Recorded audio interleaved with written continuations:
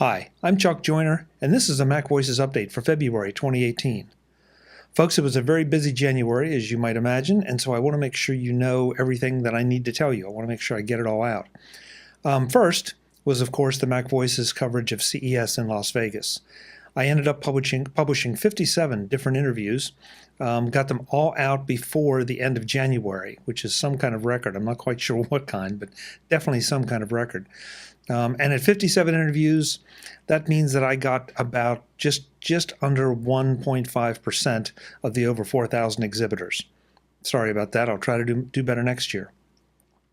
But I got to tell you, between 3 different halls in the Las Vegas Convention Center, 2 different levels of the Sands Convention Center, and of course the inevitable hospitality suites and other meeting places around the city, it's a lot to cover, a lot to move around physically, let alone trying to find some of the interesting people. I do want to reiterate, though, something I said in the January briefing. If you're subscribed to MacVoices with any of the podcatchers, please go back and check and make sure that you actually got to see all of the content. Unfortunately, I can't do this for you. If your podcatcher is set to download the quote-unquote most recent version, well, that can create a problem if I've released 4 of those short conference-length interviews in one day. So, it might only download 1, but there might have been 3 other new ones if there were 4 published that day. So a couple different ways you can do this. First, you can visit the MacVoices website and look at the archives section and make sure that you recognize all the titles. Or if not, at least you'll be able to find the ones that you think would be interesting. You can also go to the MacVoices YouTube channel. Of course, everything is listed there, as well as the MacVoices Vimeo channel. And also, all the videos have been published to the MacVoices group on Facebook. Not the page. I'm still working on uploading the videos to the page. But the group, they were posted, each one was posted there as it was released. And of course, if you are subscribed to the MacVoices Dispatch, our weekly newsletter, I also put links to both the audio and video versions of each of the interviews in there so that you could watch right from within your email client, or at least jump out to a browser to watch the YouTube versions. So it does require a little bit of work on your part, a little bit of paying attention. I'm sorry about that, but again, it's a setting in your podcatcher that I can't adjust for you.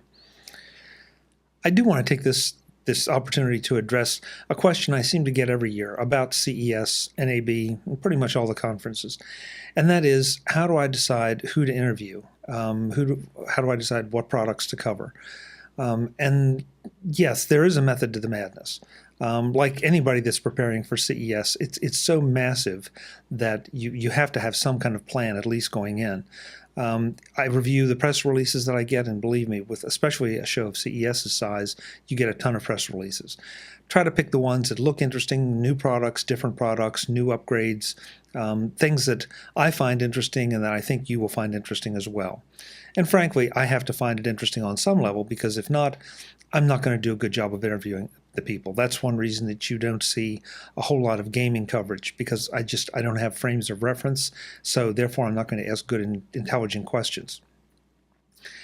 Inevitably, I also go back to some of the same companies each year because I've been impressed by what they've done in the past, because they have good reputations in the Apple community, and sometimes just because these people end up being friends that you see once or at most twice a year.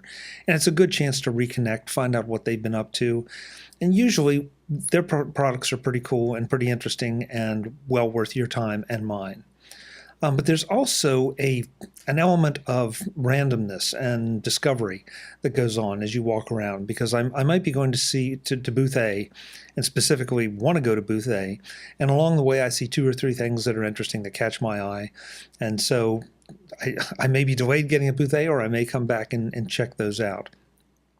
The press events, the standalone press events, CES Unveiled, Pepcom's digital experience, and Showstoppers also provide some good opportunities, and sometimes good opportunities to meet and talk with people about products that you might not have looked at on the show floor. You might have just passed them by in the crush.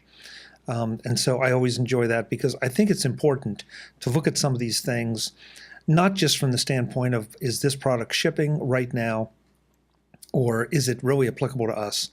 And I have to say, in the Apple world, it seems like now pretty much you can justify talking to just about anybody because almost everything has an app of some kind. And even if it doesn't, so what? I think it's important for you and for me to kind of pay attention to the trends, to the new products, to what is out there that people are thinking and doing, because what doesn't apply to you right now may be very important in a few months or next year as products come to fruition. I do try to focus on products that are shipping or at least have upcoming shipping dates, but that doesn't always happen. Sometimes it doesn't happen because I don't know until the end of the interview, but most of the time I feel like the people there are credible. If you stop and think about it, these folks travel from all around the world and spend a lot of money exhibiting. So there's nobody there that really is a fly-by-night operation, in my experience. Yeah, they may have trouble getting their products to market. Sometimes they don't make it. CES is notable for seeing a lot of experiments and prototypes and that kind of thing. And again, I don't think that's bad because you learn from all of those things. And so while the prototype of a particular camera or something might not ever make it to market, the concepts do in some other vendor. So that's one reason that I do some of those interviews. There's no way to be comprehensive at CES. I wish there was, but it's just absolutely not possible. So again, I try to pick the things that I think are interesting to me and therefore I think will be interesting to you. If you have other questions about the CES coverage, please hit me up on Twitter or email me, chuck@macvoices.com, or post a message on the MacVoices group Facebook page. I try to check that and we'll get you an answer as quick as I can. So, the other question I get asked is, what were your favorite things from CES? This is always tough because by picking anything, I feel like I devalue others. And I think all the interviews and all the products and all the announcements that I covered are worth some of your attention, especially if you're really into it. But that said, there are some products that stand out, at least in my mind, mainly because they provide something that's unique, different. They do something better than maybe some other products in the same category, or they just do something that none of the other products do. So I'm going to list some of my picks in publication order on MacVoices. It'll make it a little easier for you to find them, and it also means I don't have to prioritize anything. The very first interview at CES unveiled was the Rilo 360-degree camera, and it impressed me for its compactness and the quality of the images being shown. There are a lot of 360-degree cameras out there, but they all seem a little bit awkward. This seemed like a very nice form factor, nice compact form factor that you could carry around without being completely obnoxious and calling a lot of attention to yourself. The Aura digital photo frames blew me away because of the quality of the screen and the tasteful design. One of these I'm pretty sure is in my future, either for myself or as a gift, or both. Another 360-degree camera in a different category, the Guardzilla security camera, caught my attention because it covers more than just one angle of your house. Placement of that device will be key, but the idea that I can remotely scan around a room is very appealing. Absolutely just for fun, the nano-leaf lighting system looks like a really interesting way to customize some lighting for your home, especially with the ease of setup and the flexibility of the design. What really got me about this was the weight of the panels. They're so light, they can easily be put up with a command strip. I'm sure you have picture frames that weigh more than these things do, and you can design them in so many different ways and, of course, customize the colors and the motion and all. So this may be something that I'll check out at some point. Matipi's Kevin home security utility appealed to me because it introduces some randomness to making your home appear occupied, rather than just having the lights turn on and off in the same pattern. We all have used digital timers, or analog timers for that matter, on our lights to make our homes look occupied. Kevin takes it to another level with some audio playing and some randomness, and that really, really impressed me. DJI's Osmo 2 is definitely on my sooner rather than later shopping list for iPhone videography. The first model got great reviews, and this one looks to be improved in a number of ways and is also much, much less expensive. But by the end of the show, I have to say one of my favorite things was something that doesn't apply to me at all. That's the app and service Oscar Senior that puts a simplified interface on the iPad and soon on the iPhone. I know of so many cases in my family in the past, and probably some of yours right now, where this could help seniors have access to some of the benefits of technology without so much of the confusion and the learning curve. I really, really encourage you, if there's a senior in your life who isn't tech savvy, you should check this out, both for their safety and their entertainment and your peace of mind. That doesn't mean that those are my only favorites. There were a lot of favorites. There were a lot of products that I'm looking forward to checking out, contemplating as they come on the market or as my needs dictate.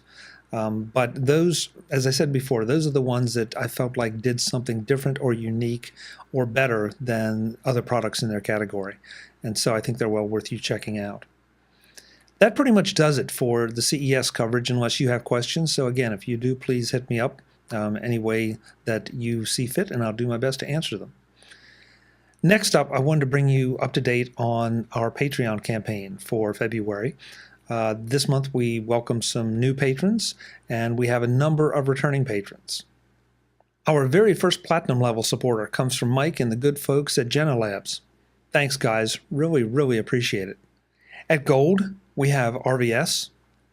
At Silver, we have Michael D., Chuck P., Jim T., Max C., Frank P., and Norbert F. And at Bronze, we have Dakars F., Prop 4, and MN. As always, thank you so much to the patrons for helping support this. It helps ease the burden of the bills of going to CES, and I have to tell you, sponsors seem to be getting harder to get, and so every little bit definitely helps. If you're not in a position to help with the Patreon campaign, I completely get it. But there are other ways you can help. For example, you can buy things through our Amazon link at the top of each page of the MacVoices site. That pays us a little commission, doesn't cost you anything, gives us a little something back. And after all, who doesn't shop at Amazon? Other ways that you can help are to obviously share the shows, like them on Facebook, Twitter, YouTube, wherever, and share them. That always helps because it helps grow the audience.